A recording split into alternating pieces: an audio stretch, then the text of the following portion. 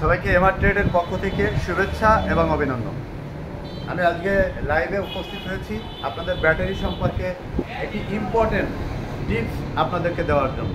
আশা করি আপনারা এটা আপনাদের ব্যাটারি পরিচালনা করার ক্ষেত্রে এই টিপসটা অত্যন্ত জরুরি এবং খুবই গুরুত্বপূর্ণ। সেটা হচ্ছে, যখন আপনারা কোনো শোরুম থেকে ব্যাটারি কিনবেন, কেনার পরে কিভাবে আপনি চার্জ করাবেন এবং কিভাবে এটা সার্ভিসটা দেবেন, এই বিষয়ে আপনাদের সাথে আমরা আজকে কথা বলবো। সেটা হচ্ছে, আপনি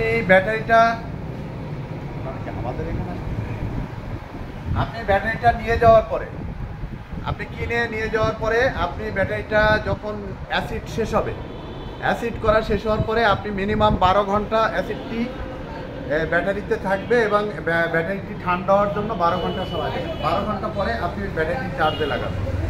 যদি আপনি সন্ধ্যা 7টায় চার্জে লাগান, তাহলে আপনি খুলবেন হচ্ছে সকাল 7টায়।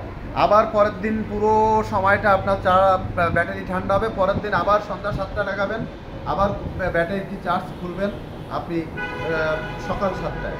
পরের দিন আবার সন্ধ্যা 7টায় লাগাবেন, ব্যাটারির চার্জটা থেকে খুলবেন সকাল 7টায়।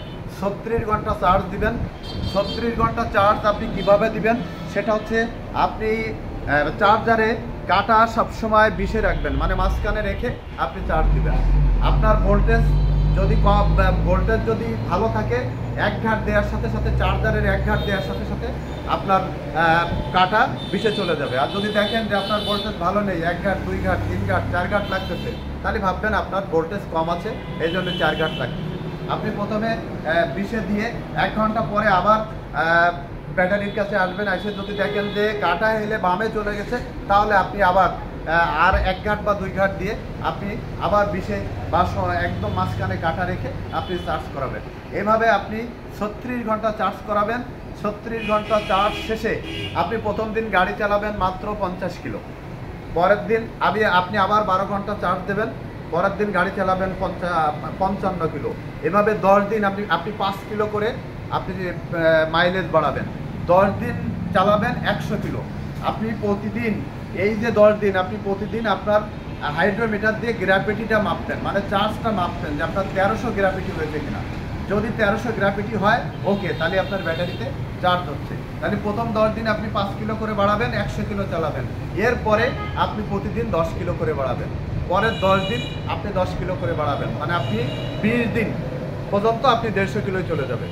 এর আগে আপনি কোনোভাবে এই নিয়মের ব্যতিক্রম করবেন না। যদি আপনি করেন, তাহলে আপনার ব্যাটারি ক্ষতিগ্রস্ত হবে।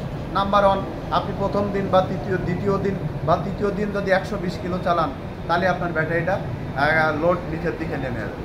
কারণ প্রথম নতুন ব্যাটারি, আপনার একবার এত মাইলেজ চালালে আপনার লংজিবিলিটি ভালো হবে না। আপনি ইচ্ছা করে আপনার ব্যাটারিটা ক্ষতি করে ফেলবেন। এই জন্য এই 20 দিনের আগে আপনি কোনোভাবেই দেশের উপরে যাবেন না। আমি যে নিয়ম বলেছি, এই নিয়মটা আপনি রাখবেন। নাম্বার 2, আপনি যখন ব্যাটারিটা কিনবেন, কিনে যখন আপনি ব্যাটারিটি সেট করবেন, তখন ওই ব্যাটারির তার এবং ক্লিপ এটা নতুন লাগাই দেবেন। লাগাই দিয়ে আপনি পোস্টে ভ্যাসলিন দিয়ে দেবেন। তাহলে দেখবেন ফাঙ্গাস আসবে না, আপনার ব্যাটারিতে প্রচুর চার্জ হবে, চার্জে আর কোনো ঘাটতি হবে না। এই কাজটাই আপনি করলে আপনার ব্যাটারিটি ভালো থাকবে। নাম্বার 3, সেটা হচ্ছে, আপনি মুখ খুলে দেখবেন আপনার ব্যাটারিতে পানি আছে কিনা। প্রতি 1 সপ্তাহ অন্তর মুখ খুলে দেখবেন ব্যাটারিতে পানি আছে কিনা। যদি পানি না থাকে, তাহলে আপনি 1 কর ফাঁকা রেখে সমান করে সব খোপে আপনি পানি দিয়ে দেবেন। যদি আপনি পানি বেশি দেন, তাহলে পড়ে যাবে, আর পড়ে গেলে সেটা অ্যাসিড লস হবে। অ্যাসিড লস হলে আপনার ব্যাটারি গ্র্যাভিটি কমে যাবে, বেড়ে যাবে, আপনার ব্যাটারি কিন্তু মাইলেজ কমে যাবে। তখন আপনি ভাববেন আপনার ব্যাটারি নষ্ট হয়ে গেছে। এই জন্য পানি খুব বেশি দেবেন না, আবার কমও দেবেন না। এটা সবসময় মাথায় রাখবেন। 1 কর ফাঁকা রাখবেন, যাতে আপনার ব্যাটারি কোনোভাবে পানি উল্টে বা কোনোভাবে চলার সময়, গাড়ি চলার সময় ঝাঁকি লেগে পড়ে না যায়। এটা আপনারা মনে রাখবেন।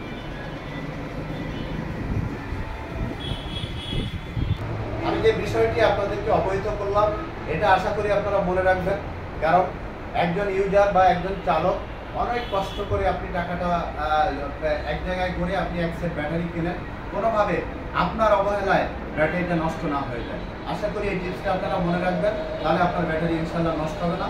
সুন্দরভাবে আপনি সার্ভিস পাবেন এবং অনেক দিন ব্যাটারি চালাতে পারবেন। ভালো থাকবেন, সুস্থ থাকবেন, সুন্দর থাকবেন। আবারও আপনাদের সবাইকে এমআর ট্রেডের পক্ষ থেকে শুভেচ্ছা এবং অভিনন্দন।